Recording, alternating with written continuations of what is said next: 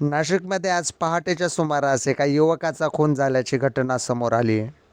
दोन मित्रांचं भांडण सोडवण्याच्या वादावरून ही घटना घडली असल्याचा प्राथमिक तपासात समोर आलंय. या घटनेमुळे नाशकात पुन्हा एकदा नागरिकांमध्ये भीतीचे वातावरण पसरले आहे.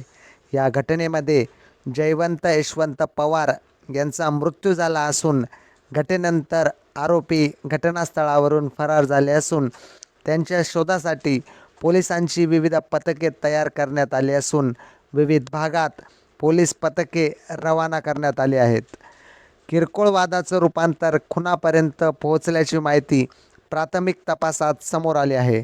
दरम्यान आडगाव पोलीस ठाण्यात खुनाच्या गुन्ह्याची नोंद करण्यात आली असून पुढील तपास आडगाव पोलीस करत आहेत.